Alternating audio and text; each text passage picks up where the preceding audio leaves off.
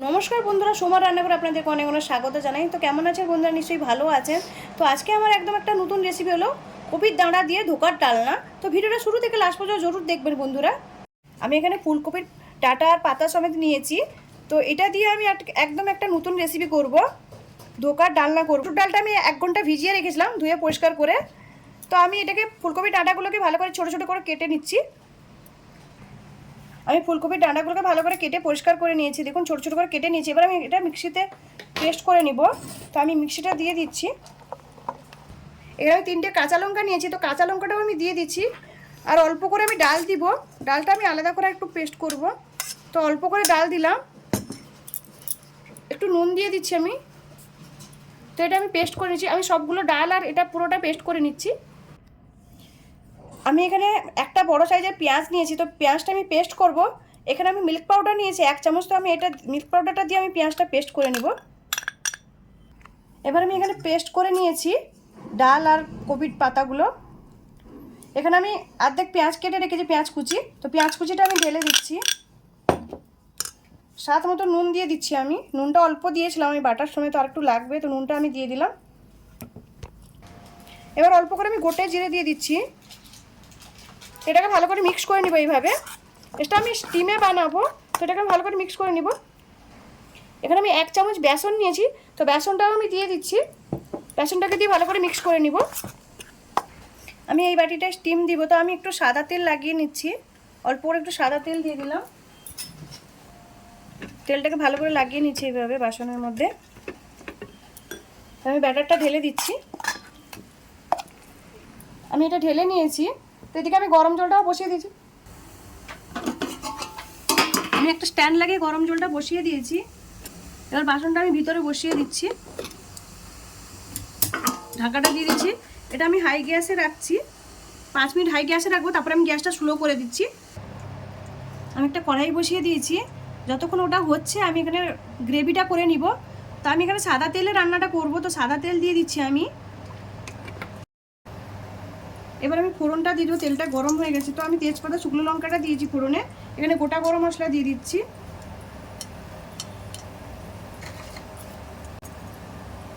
এবার গোটা জিরে দিয়ে দিচ্ছি অল্প করে। তো এখানে পেঁয়াজ বাটাটা আমি রেখেছিলাম, পেঁয়াজ আর মিল্ক পাউডারটা বেটে রেখেছিলাম, তো আমি এটা ঢেলে দিলাম। ভালো করে মিক্স করে নিব এইভাবে। দেখে ভালো করে আমি কষিয়ে নিব এইভাবে। তো আমি এখানে আদা রসুনটাও দিয়ে দেবো, সঙ্গে আমি কষিয়ে নিব আদা রসুনের পেস্টটা আমি দিয়ে দিলাম অল্প করে। আর ভালো করে এটাকে সঙ্গে কষিয়ে নিব। পেঁয়াজটা একটু কষানো হয়ে গেছে, এখানে আমি হলুদের গুঁড়োটা দিয়ে দিচ্ছি। তো এটাকে ভালো করে একটু কষিয়ে নিব হলুদের গুঁড়োটা দিয়েও। এবার আমি এখানে একটা টমেটো পেস্ট করে রেখেছি, পেস্টটা দিয়ে দিলাম আমি। টমেটো পেস্টটা ভালো করে এটাকে কষিয়ে নিব। দেখুন আমার মশলাটা ভালো করে কষানো হয়ে গেছে, একদম তেল ছেড়ে দিয়েছে সাইড থেকে। এবার আমি এখানে লাল লঙ্কার গুঁড়ো দিয়ে দিলাম, কাশ্মীরি লাল লঙ্কার গুঁড়ো,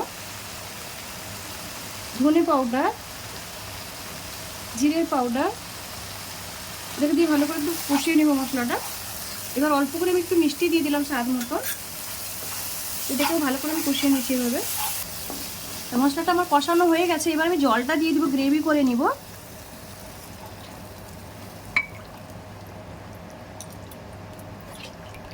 আমি জলটা দিয়ে দিয়েছি। এবার আমি স্বাদ মতো নুনটা দিয়ে দিব। নুনটা আমি দিয়েছিলাম না, তো স্বাদ মতো নুনটা দিয়ে দিলাম। এটা অনেকটা ভালো হয় খেতে, আর আমি যেই পদ্ধতিতে বানালাম আপনারা একবার ট্রাই করবেন। এটা আমার ওদিকে হচ্ছে, তো আমি এটাও দেখুন, এটাও হয়ে গেছে। তো আমি দেখছি একটা ছুরি দিয়ে হয়েছে কিনা। এ দেখুন হয়ে গেছে। তো এটাকে আমি নামিয়ে নিচ্ছি, পিস কেটে নিব না। এবার আমি সাইড থেকে একটু ছুরি দিয়ে ভালো করে এভাবে ইউজ করে নিচ্ছি। তো এটাকে ঢেলে নিব একটা প্লেটে পিস কাটার জন্য। এবার আমি একটা প্লেট নিয়েছি, তো প্লেটটা দিয়ে আমি এটা উল্টে নিব। দেখুন কি সুন্দর হয়েছে, একদম সাইড থেকে ভিতরেও কি সুন্দর হয়েছে। দেখো একদম তুলতুলে নরম। এটা আমি ডিপ ফ্রাই করবো না, আমি এইভাবেই গ্রেভিতে দিব। তো এটা আমি পিস কেটে নিব সুলটো করে। দেখুন একদম কেকের মতন হয়ে গেছে। আমার ছেলে বলছে যে পুরো কেক হয়েছে মামা এটা। দেখুন এইভাবে আমি পিসগুলো কেটে নিব ভালো করে, লম্বা লম্বা করে। এভাবে আমি পিস পিস করে কেটে নিচ্ছি। আমি কয়ার করে কাটলাম না, আমি এমনিতেই পিস পিস করে কাটছি। এভাবে সবগুলো কেটে নিচ্ছি আমি। এবার আমি পিসগুলো দিয়ে দিব গ্রেভির মধ্যে। দেখুন এভাবে সবগুলো দিয়ে দিচ্ছি আমি। দেখুন এটা ভালো করে ফুটছে, আমি সবগুলো দিয়ে দিয়েছি। এটা অনেকটাই ভালো লাগে এভাবে বানালে, আর গ্রেভিটা অনেক সুন্দর হয় এর খেতে। এবার আমি একটু কাসুরি মেথি দিয়ে দিচ্ছি, ছড়িয়ে দিচ্ছি উপর থেকে। এমনি কালারটাও কত সুন্দর এসছে। তো এটা হয়ে গেছে, এটাকে আমি নামিয়ে নিচ্ছি। আমি কপির ডাঁটা দিয়ে কত সুন্দর একটা সিম্পল রেসিপি তৈরি করলাম।